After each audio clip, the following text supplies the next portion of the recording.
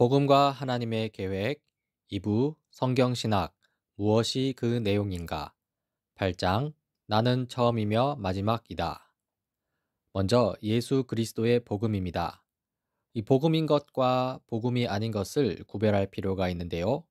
복음은 하나님 나라, 언약, 예수 십자가 등을 가리킵니다. 이러한 복음의 핵심에는 하나님이 하신 일이 있습니다. 한편 복음이 아닌 것에는요. 믿음, 거듭남 등이 있습니다.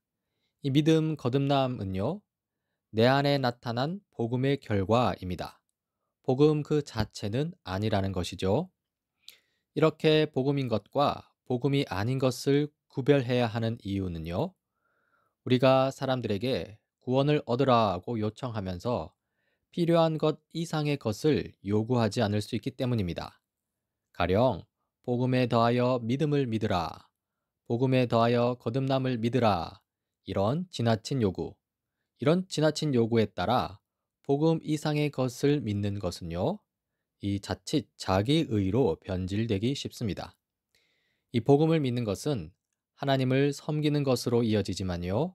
하지만 복음이 아닌 것, 가령 믿음이나 거듭남 등을 믿는 것은 나 자신을 신뢰하는 것으로 왜곡되기 쉽습니다. 이것은 우상 숭배와 다를 바 없는 것입니다. 이 복음이란 무엇인지 로마서 1장 1절 4절에 잘 나타나 있는데요. 이렇습니다. 그리스도 예수의 종인 나 바울은 부르심을 받아 사도가 되었습니다. 나는 하나님의 복음을 전하기 위하여 따로 세우심을 받았습니다. 이 복음은 하나님께서 예언자들을 통하여 성경에 미리 약속하신 것으로 그의 아들을 두고 하신 말씀입니다. 이 하나님의 아들은 육신으로는 다윗의 후손으로 태어나셨으며 성령으로는 죽은 사람들 가운데에서 부활하심으로 나타내신 권능으로 하나님의 아들로 확정되신 분이십니다. 그는 곧 우리 주 예수 그리스도이십니다. 이 첫 번째로 복음은 하나님의 복음입니다. 이 하나님은 복음의 저자이시고요. 복음을 효력 있게 하시는 분입니다. 이 복음은 하나님께서 원하시는 것을 하나님께서 결정해 놓으신 방법에 따라 성취합니다. 이때 복음은요, 나의 문제를 다루지 않습니다. 우리들이 느끼는 필요들, 가령 우리는 어떻게 해야 더 나은 생활을 할 수 있는지, 골치 아픈 문제들을 어떻게 해결할 수 있는지, 우리의 존재가 의미가 있을 수 있는지를 다루지 않습니다. 이 복음은 내가 아니라 하나님의 문제를 다룹니다. 즉, 복음은요, 거룩하시고 공의로우신 하나님께서 어떻게 죄인을 의롭다 하시고 또 어떻게 그를 받아들이시는가 하는 그런 하나님의 문제를 다루고 있습니다. 두 번째로, 복음은 구약 성경의 복음입니다. 이 성경 신학의 중요한 임무는요, 이 구약 성경에 주어진 약속들이 어떻게 신약 성경에서 실제로 이루어지는가를 이해하는 일입니다. 예수 그리스도를 통해 구약 메시지를 이해하고 신약 시대를 살고 있는 우리의 삶에 적용하는 것이죠. 따라서 우리는 우리의 궁극적인 권위자이신 예수님께서 예수님과 사도들의 성경인 구약을 사용하여 복음을 어떻게 전파하셨는지에 관심을 가집니다. 세 번째로 복음의 주제는 하나님의 아들입니다. 이 복음은 성부 하나님, 성령 하나님, 신자들에 관한 것이 아닙니다. 이 복음은 오로지 성자 예수님에 관한 것입니다. 이 하나님의 아들로서 예수님이신데요. 예수님은 영원하신 삼위일체 하나님의 제2위이신 하나님이십니다. 또한 이스라엘 왕 다윗의 후손이신 나사렛 예수님이십니다. 이 예수님은 역사적 인물이고요. 여기서 인성을 지니시고 인류의 대표자로 서시는 예수님을 볼 수 있습니다. 네 번째로 복음의 중심적 사실은 아들의 부활입니다. 이 바울은요, 예수님의 부활이 곧 예수님이 하나님의 아들이심을 입증한다고 말합니다. 즉, 부활은요, 앞선 세 번째 복음의 주제인 하나님의 아들을 가리킵니다. 다음으로 중요하지만 복음은 아닌 진리가 있습니다. 이를 통해 복음이 무엇인지 명확하게 보일 수 있는데요. 이 성부와 성령께서 하시는 독특한 사역이 있습니다. 이 성부와 성자와 성령은요, 하나님의 사역의 모든 면에서 함께 관여하고 계시지만 이 각 위격만의 독특한 역할이 있습니다. 그런데 이런 위격적 역할과 관련된 진리는 특별히 성부와 성자와 관련된 진리는 성부와 성령과 관련된 진리는 복음이 아니라는 것이죠. 먼저 성부입니다. 신자를 선택하며 세상을 창조하고 아들을 세상에 보내시는 사역을 하시는데요. 이것은 중요한 진리지만 예수 그리스도의 사역과 연관되지 않으면 복음이 되지 못합니다. 그리고 성령입니다. 성령은 신자의 마음에 믿음을 주시며 신자로 하여금 거듭나게 하시고 신자를 거룩하게 하시는 사역을 하시죠. 하지만 이 성령에 관한 진리도요, 복음이 아닙니다. 단지 복음의 결과 또는 복음의 열매들인 것이죠. 이 복음에 대한 반응과 복음 그 자체는 다릅니다. 이 둘을 혼동하면 안 됩니다. 이 복음에 대한 반응으로는 회개와 믿음이 있습니다. 앞서 좀 살펴보았죠? 내가 하는 회개, 내 안에 일어나는 믿음, 이런 것들은요, 복음 그 자체가 아니라 복음에 대한 반응, 즉, 복음의 결과, 복음의 열매입니다. 복음 그 자체는요, 오로지 예수 그리스도입니다. 예수님은 구약의 모든 약속들과 기대들을 집약하여 그 절정에 이르게 하신 분입니다. 따라서 복음은 다른 모든 것에 우선합니다. 이 복음 사건은 하나님의 백성 안에서 믿음을 불러일으켜서 이로써 그리스도인 공동체의 삶에 동기를 부여하며 방향을 제공하며 틀을 형성하며 힘을 공급해 줍니다. 이 복음으로부터 그리스도인이 도달해야 하는 궁극적 목표를 이해하게 됩니다. 이 복음 그리스도와 이 구약의 관계를 살펴볼 수 있는데요. 이 구약은 복음을 이해하는 수단이 될 수 있습니다. 이 구약 성경은 복음으로 인해서 완전히 폐기되는 것이 아닙니다. 오히려 구약은요, 신약에 나타나는 예수 그리스도를 묘사하려고 사용된 그런 수많은 다양한 개념들과 특별한 용어들의 그 기원과 의미들을 알려줍니다. 또한 구약의 완성으로서 그리스도인데요. 그리스도는 구약의 최종적 의미를 드러내신다는 것이죠. 다음으로 복음에 대한 증언으로서 사복음서입니다. 여기서 마태, 마가, 요한복음을 살펴보려고 하는데요. 이 사복음서는 복음서라고 이름 붙여진 독특한 형태의 문학 형식입니다.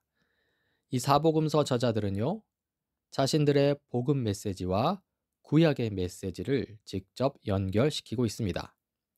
먼저 마태복음입니다. 마태는 예수님으로부터 아브라함까지 연결시켜서 이스라엘의 역사를 복음과 연관시킵니다. 마태복음 1장 1절에 나타나죠. 아브라함의 자손이요 다윗의 자손인 예수 그리스도의 계보는 이러하다. 다음으로 마가복음입니다. 마가는 예수 그리스도의 복음을 구약 선지자의 메시지에 토대를 둔 것으로 보았습니다. 마가복음 1장 1절 2절인데요. 하나님의 아들 예수 그리스도의 복음의 시작은 이러하다. 예언자 이사야의 글에 기록하기를. 그리고 요한복음입니다. 이 요한은 창세기 첫 말씀을 기억나게 함으로써 나사렛 예수가 육체를 입고 오신 창조자이심을 지적합니다. 요한복음 1장 1절 14절입니다. 태초에 말씀이 계셨다. 그 말씀은 하나님과 함께 계셨다. 그 말씀은 하나님이셨다.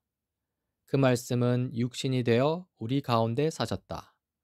우리는 그의 영광을 보았다. 그것은 아버지께서 주신 외아들의 영광이었다. 그는 은혜와 진리가 충만하였다. 이제 좀 더 자세히 마태, 마가, 요한복음을 살펴보려고 하는데요. 먼저 마태복음입니다. 이 14대씩 세 그룹으로 묶인 예수님의 족보가 나오는데요. 1장 17절입니다. 그러므로 그 모든 대수는 아브라함으로부터 다윗까지 14대요. 다윗으로부터 바빌론에 끌려갈 때까지 14대요. 바빌론으로 끌려간 때로부터 그리스도까지 14대이다. 이 마태복음 족보에 나타나는 이 신학적 의미가 있습니다. 이 아브라함부터 다윗까지라고 했는데요. 이 아브라함과 다윗은 하나님의 약속들, 가령 땅, 큰 민족, 이 통치권에 대한 약속을 받은 중요한 인물들입니다. 이 바빌론 포로됨도 나오는데요. 이것은 하나님의 약속들 안에 보장된 복들을 받는데 실패한 이스라엘을 보여줍니다. 그리고 마지막으로 예수 그리스도가 나오지요. 예수님은 하나님의 약속들을 성취하시는 분입니다. 이스라엘이 실패한 그 자리에서 성공을 해내시는 분으로 나오죠. 그리고 마가복음입니다. 마가복음은 이스라엘 역사 후기에 주어진 예언으로 시작합니다.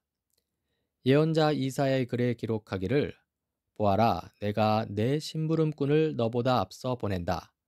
그가 내 길을 닦을 것이다. 광야에서 외치는 이의 소리가 있다. 너희는 주님의 길을 예비하고 그의 길을 곧게 하여라 한 것과 같이 세례자 요한이 광야에 나타나서 죄를 용서받게 하는 회개의 세례를 선포하였다. 이 마가복음에서 인용한 구약 예언들의 관심은요, 하나님께서 자신의 백성을 구원하시기 위해 행하실 마지막 사역들을 선포하는 데 있고요. 마가는 이 예언들을 예수님을 위해 길을 예비하는 세례자 요한과 연결시키고 있습니다. 결론적으로 마가복음은요, 예수님께서 구약의 기대들을 성취하기 위해 무엇을 행하셨는가에 대한 기록이라고 할 수 있습니다. 그리고 요한복음입니다. 이 요한은 하나님께서 말씀으로 창조하셨다는 사실을 염두에 두고 있습니다. 이 창조하는 그 말씀은요, 하나님 자신을 계시하는 말씀이고요. 하나님의 백성을 구속하는 말씀인 바 예수님을 가리킵니다. 이러한 요한의 중심 주제는 생명입니다. 인간은 창조 때 하나님께로부터 생명을 받았습니다. 인간은 타락을 통해 생명을 잃었습니다. 인간은 구속하시는 예수님을 믿음으로써 생명을 회복하는데요. 이 생명 회복을 요한복음이 다루고 있다는 것이죠. 이제 누가복음과 사도행전의 증언을 다루고자 하는데요. 이 누가복음과 사도행전의 기록자는 누가 한 사람입니다. 즉, 동일한 저자에 의해 기록된 누가복음과 사도행전은요, 연속된 하나의 이야기입니다. 누가복음은 예수께서 하늘로 올라가시는 장면으로 끝나고요. 사도행전은 승천하신 예수님 이후 성령을 통해 계속되는 예수님의 구속 역사를 보여줍니다. 이야기가 이어지고 있는 것이죠. 이 누가복음 사도행전에 대한 이 책 저자의 관심은요, 이 구약 성경이 예수님의 인격 및 사역과 어떤 관계가 있는가인데요. 먼저 누가복음에 나타난 예수님의 가르침을 보면 이 제자를 꾸짖으시는 예수님 에피소드가 나옵니다. 이 엠마오로 가던 두 제자는 예수님의 죽음으로 인하여 모든 소망이 끝났다고 생각합니다. 이때 부활하신 예수님은 이렇게 실망과 좌절에 빠진 제자들을 꾸짖으시는데요. 왜냐하면 이 두 제자들이 구약 성경을 통하여 복음을 더 잘 이해하고 있어야 했는데 그렇지 못했기 때문입니다. 예수 그리스도의 죽음은요, 분명히 선지자들의 메시지였고요. 예수님의 제자라면 알고 있어야 했습니다. 그때 예수께서 너희는 어리석기도 하다.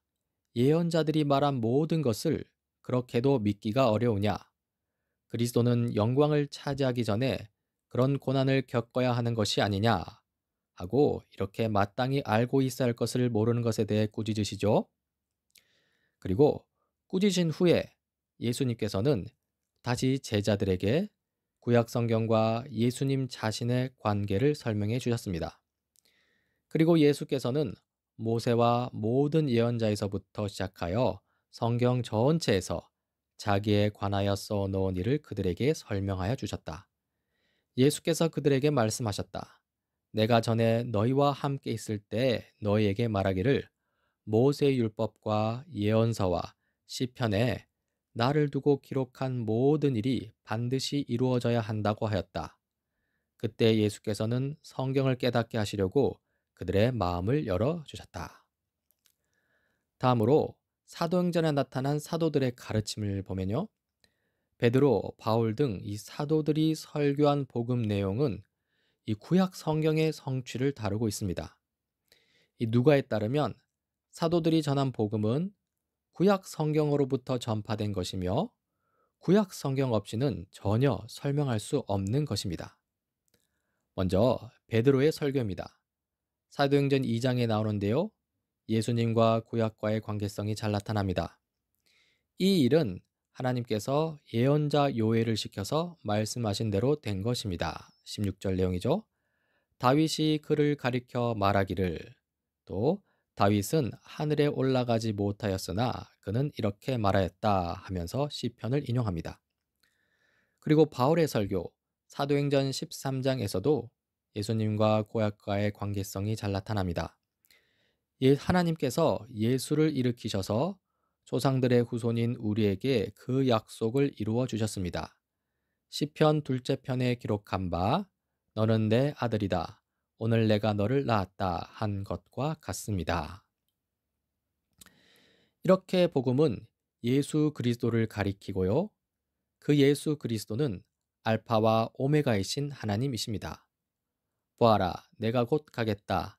나는 각 사람에게 그 행위대로 갚아주려고 상을 가지고 간다. 나는 알파며 오메가, 곧 처음이며 마지막이요, 시작이며 끝이다. 예수님은요, 모든 참 지식을 얻기 위한 우리의 출발점, 신학을 위한 출발점입니다. 우리는 예수님의 구원 사역을 믿는 신앙으로 그리스도와 연합되며 하나님의 자녀로서 삶을 시작합니다. 또한 예수님은요, 목적지 곧 그리스도인이 향해 나아가야 할 목표입니다. 우리는 궁극적으로 완전한 하나님의 형상이신 예수님처럼 되어야 합니다. 결론입니다. 진정한 의미에서 예수 그리스도만이 구약 성경의 목적지이며 구약의 참 의미를 제공해 주는 분이십니다.